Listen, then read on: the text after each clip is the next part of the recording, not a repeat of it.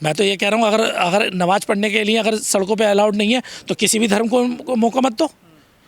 सीधी सी बात है भाई, चाहे सिखों के नगर कीर्तन निकले उस पर भी रोक लगाओ, चाहे मुसलमानों का निकले उस पर भी रोक लगाओ, और यह हिंदुओं का कोई कार्यक्रम हो सड़कों का वो भी ख़त्म करो, और क्रिश्चियनों का कोई कार्यक्रम निकलता उसे भी बंद करो, और जैनियों का जो कार्यक्रम निकलता उसे ख़त्म करो।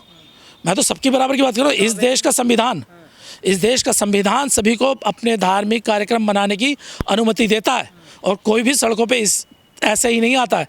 अगर आप वहाँ पे उनके लिए मस्जिदों का प्रावधान कर दें, उन लोगों की मस्जिदों का प्रावधान कर दें, ताकि इतनी बड़ी जगह दे दो जहाँ पे मुस्लिम समाज अपनी नमाज अदा कर ले, तो कोई आपत्ति नहीं है। जो अवैध मस्जिदों पे बुलडोजर चल रहा है, क्या मंदिर अवैध नहीं है? क्या गुरुद्वारे अवैध नहीं है? क्या चर्च अवैध नहीं होते हैं ना? उन पर बुलडोजर चलवा दीजिए। तो जानबूझ के कार्रवाई हो रही है मस्जिद। तो मुसलमानों पे तो एक तरफा कार्रवाई होती रही है, इतिहास गवाह है इस बात का। ये सरकार हिंदू मुस्लिम पे तो सरकार में आई है, अगर ये हिंदू मुस्लिम नहीं करेगी तो कैसे सत्ता में आ जाएगी ये लोग? तो सबसे बड़ी लड़ाई तो ये समझना पड़ेगा, और ख़ासकर इसमें मैं तो फिर कह रहा हूँ, जो SC ST BC माइनॉरिटीज़ के लोग हैं इन्हें समझना होगा, भैया आपके हक अधिकार छीनने वाला कोई और है, और आप लड़ किसी और से रहे हो। इस देश का मुसलमान कन्वर्टेड है, और वो कन्वर्टेड सबसे बड़ी मात्रा में कहाँ से हुआ है? दलित समाज से हुआ है। तो वो तो आपका अपना ही रक्त है, आप अपने ही रक्त को मारने में लगे पड़े हो, और जिन्होंने मजबूर किया उन्हें धर्म छोड़ने पे, उन्हें आप सर पे चढ़ा रहे हो। जिन्होंने आपके साथ जातिगत शोषण, सामाजिक शोषण लगातार देश में किया, जिन्होंने बताया कि आप नीच जात के हो, आप उन्हें सर पे ढो रहे हो। अरे हिंदू खतरे में बताया जा रहा है ना। अरे या हिंदू खतरे में तभी आता है जब हिंदू मुस्लिम की बात हो, और जैसे ही हिंदू मुस्लिम वाला मामला ख़त्म हो जाए, जहाँ दलित जुड़ जाता है वहाँ जाति पे आ जाता है मामला, कि जाति में वो खतरे में कभी नहीं आता। और देखो मुझे बताओ, ये जितने धर्म के ठेकेदार बने पड़े हैं जो हिंदू मुस्लिम वाली बात करते हैं, मुझे बताओ दलितों के किस आंदोलन में आगे बढ़ते हैं? अगर वहाँ पे मुस्लिम एंगल ना हो तो एक भी ये जो हिंदू धर्म का ठेकेदार है एक भी नहीं आता न्याय दिलाने। भूल गए मनीषा वाल्मीकि को, मुसलमान कह रहे हैं डरा हुआ। अलीगढ़ वालों को भूल गए, सहारनपुर वाले को भूल गए, आते ना निकल के। आप भी मानते हैं मुसलमान डरा हुआ है? देखिए मैं तो इस बात को नहीं मानता कि मुसलमान डरा हुआ है, लेकिन उनमें इस बात की चर्चा तो होती है कि ये सत्ता जो है कहीं ना कहीं उनका शोषण कर रही है। सामाजिक शोषण तो उनका हो रहा है, इस बात को मानिए। अगर वहाँ पे मुसलमान से अगर किसी पे छोटा सा आरोप लग जाए ना, तुरंत उसका घर बुलडोज कर दिया जाता है। यानी बाप दादा ने मेहनत करके 50-60 लाख का बड़ी मुश्किल से एक मकान बनाया, और चंद मिनटों में वो घर टूट जाता है। लेकिन जब बात यही दूसरे समुदाय पे आती है तो मुझे बताओ वहाँ पे टूटते हैं क्या? तोड़े जाते हैं? नहीं तोड़े जाते। जब वो ये कहते हैं नमाज नहीं होनी चाहिए सड़क पे, तो मैं कहूँगा देखो वहाँ पे सड़कों पे सिखों के भी प्रोग्राम होते हैं, जिस समाज में मैं आता हूँ सिखों में मुसलमानों के भी प्रोग्राम होते हैं और हिंदुओं के भी प्रोग्राम होते हैं, क्रिश्चियंस के भी होते हैं, जैनिज़ के भी होते हैं। सीधी सी बात है, सभी के होता है, क्योंकि ये देश भारत है, कोई एक धर्म का नहीं देश है। ये तमाम कई धर्म को मिलाकर ये देश बना है, कई धर्मों का देश है। तो उसमें जब सड़कों पे आप लोग रोकते हैं तो ये दिखाते हैं कि जो मनुवादी फांसीवादी ताकतें हैं, वो जो ये एजेंडा चलाना चाहते हैं कि सिर्फ एक ही जाति के लोग, और आप धर्म की लड़ाई नहीं लड़ रहे हो, आप एक जाति की गुलामी करने की लड़ाई लड़ रहे हो। ये हकीकत बता रहा हूँ, क्योंकि वही इस सिस्टम को चला रहा है। अगर आपको बात करी जाए जो वर्ण व्यवस्था है, वर्ण व्यवस्था में शूद्रों में आते हैं, भूल गए ये लोग। देखिए ये दुर्भाग्य है देश का, जब भी कोई युवा अपने उस युवाओं की आवाज़ को उठाता है या अपने समाज की आवाज़ को उठाता है, तो वहाँ पे ऐसी फांसीवादी ताकतें जो होती हैं उन पे हमला कराती हैं। इतिहास गवाह रहा है, जब बाबा साहब ने आंदोलन किया तो उन पे भी हमला हुआ, ज्योतिबा फूले ने जब आंदोलन चलाया तब उन पे भी हमला हुआ, भगत सिंह ने अपना आंदोलन चलाया तो उस समय भी हमला हुआ, काशीराम साहब ने अपना आंदोलन चलाया तब भी उन पे हमला हुआ। तो इतिहास में दर्ज है, जब भी आप सरकार के खिलाफ खड़े होगे और सरकार की गलत नीतियों के खिलाफ आप लोग खड़े होगे, तो सरकार के जो नुमाइंदे हैं उनके जो चेले चपाटे वो आप पे हमला करेंगे। और इसमें एक सवाल और है, क्योंकि ये सवाल बनता है कि क्या ये थप्पड़ अभिजीत दीपके को पड़ा? ये एक बहुत बड़ा सवाल है, क्योंकि अभिजीत दीपके जो था वो युवाओं की आवाज़ को बुलंद कर रहा था। सवाल ये नहीं कि वो किस पॉलिटिकल पार्टी से आया है, क्या बनी है क्या नहीं बनी, क्योंकि अभी तो वो रजिस्टर्ड भी नहीं हुई है, लेकिन वो किस मुद्दे को लेकर आया था। जो युवाओं के जो पेपर लीक हो रहे हैं वो सिस्टम ख़त्म होना चाहिए, युवाओं का जो फ्यूचर है जो ख़राब हो रहा है वो ख़त्म होना चाहिए, उसको लेकर आया था। तो उस पर हमला हुआ, नंबर एक बात। तो ये गाल पे जो तमाचा था वो सिर्फ दीपके के गाल पे नहीं पड़ा, ये उन युवाओं के गाल पे भी तमाचा पड़ा जो लोग ये चाह रहे हैं कि सिस्टम बदलना चाहिए। लेकिन उसमें एक बात और निकल के आती है जिसे समाज को समझना होगा, खासकर मैं अपने दलित समाज के लोगों से कहता हूँ, याद होगा जब अभिजीत दीपके ने जब कॉकरोच जनता पार्टी का ऑफिशियल नॉर्मली ट्विटर हैंडल और इंस्टाग्राम अकाउंट बनाया था, तब उसमें कितनी संख्या बल के साथ लोग जुड़े आपने देखा। लेकिन जैसे ही वो अकाउंट सरकार ने सस्पेंड किया और देश में बंद ब्लॉक किया, उसके तुरंत बाद जब वो बनाता है तो उसकी जाति निकल कर आती है, पता लगता है वो दलित समाज का है और बाबा साहब की आइडियोलॉजी वाला बंदा। तब क्या होता है, वही से लोगों की संख्या नीचे आ जाती है। दलित अभिषेक दीपके जब दिल्ली आता है तो क्या लेके आता है, डॉक्टर अंबेडकर की किताब लेकर आता है। तो ये तमाचा ये समझना होगा, ये जो दीपके है उसमें बड़ा फैक्टर है, नहीं क्लियर है, उसमें साफ दिखाई दे रहा है कि अभिजीत दीपके के गाल पे थप्पड़ नहीं, वो दलित समाज के भी गाल पे थप्पड़ मारा है कि जब आपने अपने हक अधिकारों की बात करोगे तो हम लोग आपको ऐसी तरह सुधारेंगे।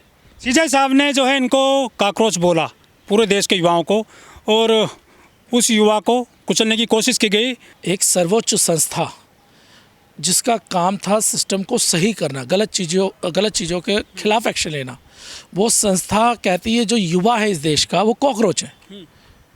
ये बड़ा दुखी करने वाली बात है कि क्या सरकार तो चलो पहले से ही ऐसी ताकतें थी जो सत्ता में बैठी हुई थी, जो युवाओं के विरोधी है, इस देश के खिलाफ है, लेकिन क्या न्यायपालिका जिस पर एक सबसे बड़ा हमारे देश को विश्वास होता है, क्या वहाँ बैठा हुआ मेन मुख्य चीफ जस्टिस, क्या उसका ये जजमेंट यानी उसका ये वक्तव्य क्या युवाओं के हौसलों को तोड़ता नहीं है? और जब वो युवा आते हैं सड़कों पे तो उस पर हमला होता है। अभी आपने देखा दिल्ली के अंदर जब प्रदर्शन था, वहाँ पे कोई भी गलत शब्दों का प्रयोग नहीं किया गया। वहाँ जितने लोग थे वो ये कह रहे भुखमरी से आज़ादी, यही तो मांग रहे थे, बेरोजगारी से आज़ादी, जातिवाद से आज़ादी, यही मांग रहे थे ना। लेकिन उसे कुचलने के लिए भी बहुत सारे तथाकथित हिंदूवादी संगठन वहाँ पहुँचे जो सरकार की चाटुकारिता में लगे हुए, जिन्हें फंड मिलता है, और वो लोग वहाँ पे आके हंगामा करना उन्होंने शुरू करा। कि आपने देखा नहीं, पूरा सरकार का तंत्र, मीडिया तंत्र उन युवाओं को बदनाम करने में वहाँ लगा रहा। इसका एक बड़ा कारण है, अगर यही लड़का किसी सवर्ण जाति का होता तो शायद इतना उसका विरोध। आखिर ये कौन लोग हैं जो हमला करते हैं हमेशा और ऐसे आंदोलनों को कुचलने की कोशिश की जाती है? देखिए बाबा साहब, इस पर मैं बाबा साहब की एक टिप्पणी के साथ कहूँगा, शिक्षा व शेरनी का दूध है, जो पिएगा वो दहाड़ेगा। आज ये JNU वगैरह यूनिवर्सिटी वगैरह में जो बच्चे हैं जो आते हैं अपने हक अधिकारों के लिए सड़कों पे आते हैं, तो उनकी कोई सरकार से पैसा नहीं मांग रहे, वो अपने हक अधिकार मांग रहे। कह रहे हैं आप फ्री, आप एग्ज़ाम तो सही तरह करा दो ताकि हम नौकरी के लिए अप्लाई कर पाएँ, यही तो है। या हम कोई अगर मेडिकल में हम जाना चाहते हैं, किसी सिस्टम के अंदर जाना चाहते हैं तो उसका एग्ज़ाम सही तरह करा लो, उसके अलावा तो वो लोग नहीं मांग रहे। तो जो शिक्षित हुआ वो अपने हक अधिकार मांगेगा। और ये जो भारतीय जो सरकार है देश में, ये सरकार नहीं चाहती कि शिक्षित लोग उसके सामने खड़े हों। उन्हें चाहिए वो लोग जिनका शिक्षा से कोई लेना देना ना हो, जो अंधभक्ति और कहते हैं भेड़ चाल चलने वाले लोग, इन्हें ये चाहिए। कौन लोग हैं जो कुचलने आते हैं आंदोलन को? आखिर इनको जरूरत क्यों पड़ी है ऐसे युवाओं पे हमला करने की? आप देख रहे हैं सरकार के चाटुकार लोग हैं, ये धर्म बचाने आते हैं ज़्यादातर लोग, तो धर्म बचाने के लिए निकलते हैं। नहीं बताना चाहिए इनको? नहीं, मैं बता रहा हूँ धर्म बचाने आते हैं, अपना फ्यूचर बचाने नहीं आते।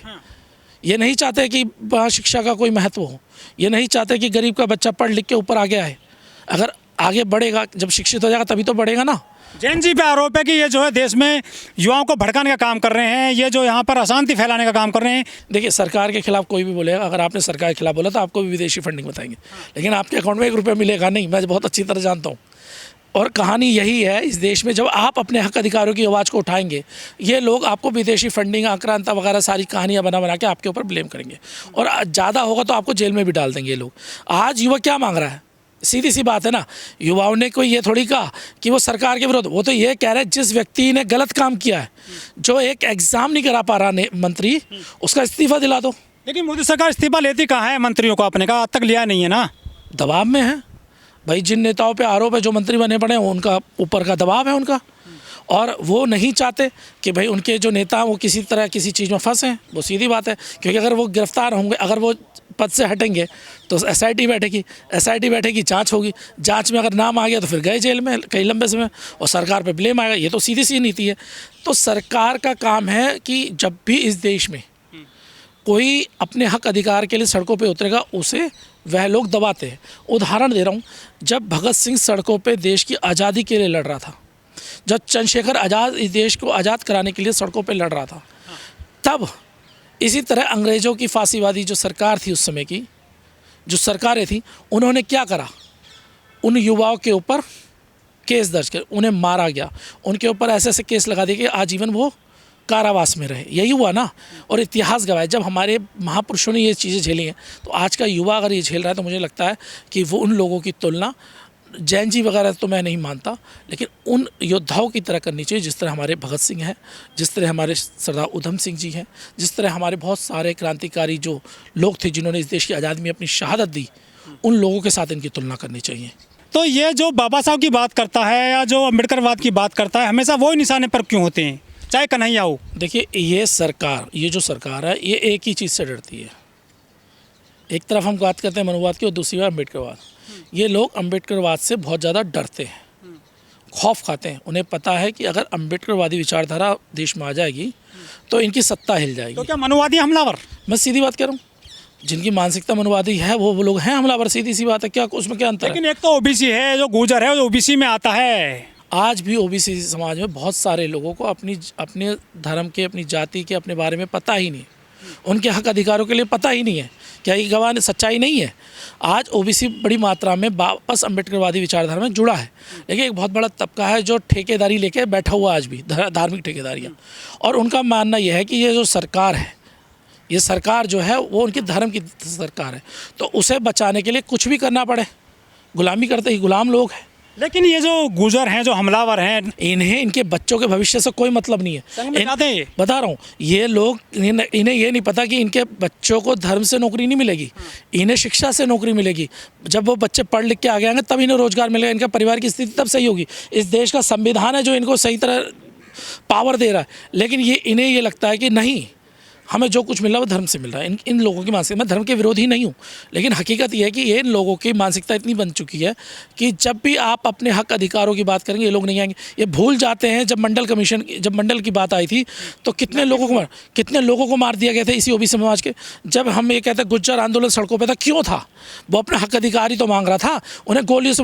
इन्हें अपने पिताजी का इतिहास नहीं पता है, इन्हें अपने परदादाओं का नहीं पता है, लेकिन इन्हें यह पता है कि यहाँ पर यह मस्जिद बनी, उसका उन्हें पता है इस मस्जिद के अंदर ये निकलेगा, इन्हें ये पता है। लेकिन इन्हें अपने पिताजी का इतिहास अभी तक नहीं पता है कि गुज्जर समाज ने कितना जातिवाद झेला है इस देश में, और आज भी उनके हक अधिकारों पे कोई और बैठे हुए हैं।